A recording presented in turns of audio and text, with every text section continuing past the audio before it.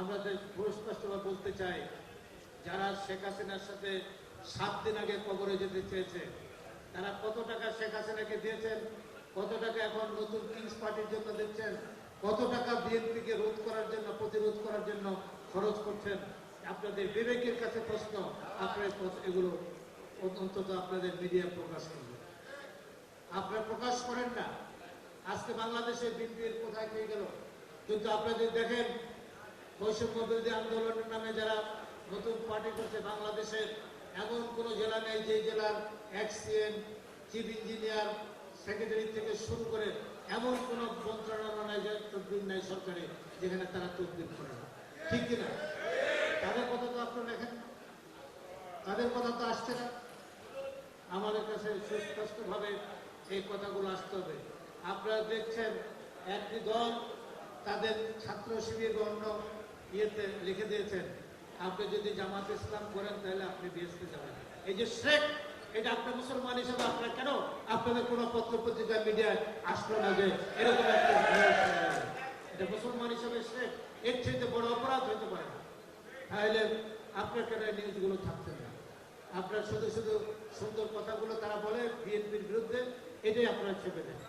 আমি সুস্পষ্ট বলতে চাই, আপনারা ওই ব্যক্তিগুলোর নাম প্রকাশ করেন যারা শেখ হাসিনার সাথে 7 দিন আগে তাকে রক্ষা করার জন্য শত শত হাজার হাজার কোটি টাকা দিয়েছেন। তারা এই টাকা দিলেন, তারা তার সাথে কবর পর্যন্ত দিয়ে দিয়েছেন। এই লিস্টটা আপনারা আগামী দিন প্রকাশ করেন, তাহলে বাংলাদেশের অর্ধেক অপরাধ কমে যাবে। আমাদের মানিক মিডিয়া ট্রায়ালের কথা বলেছে।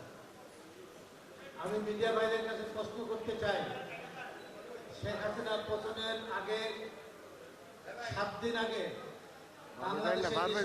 শিল্পপতিরা, সমস্ত মিডিয়া হাউসের নেতারা, মালিকেরা শেখ হাসিনাকে কবর পর্যন্ত যাওয়ার তারা ঘোষণা দিয়েছেন, আপনার সাথে আমরা কবর পর্যন্ত আছি।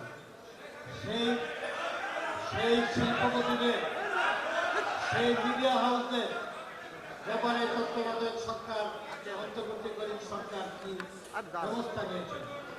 আর আপনারা যারা মিডিয়া, তাদের বিরুদ্ধে আপনারা এখনো কোনো কথা লেখেন না। এই যে নতুন পার্টি যোগ হয়েছে, নতুন পার্টির আবির্ভাব হয়েছে, তাদের মুখ থেকে ফসকে বেড়ে গেছে। কোন যারা শেখ হাসিনার সাথে কবরে যেতে চেয়েছে, কেউ 15 কোটি দিয়েছেন, কেউ গাড়ি দিয়েছেন, কেউ হেলিকপ্টার দিয়েছেন, কেউ তাদেরকে আর্থিকভাবে সহায়তা দিচ্ছেন। এই কথাটা তো আপনাদের পত্রিকা আসছে না, আপনাদের মিডিয়া আসছে না। আপনারা কেন এই কথাগুলো মানুষের সামনে আনছেন না? তাদেরকে প্রশ্রয় দিচ্ছেন আপনারাও মিডিয়া। এই মিডিয়া হাউসগুলো কারা নিয়ন্ত্রণ করে?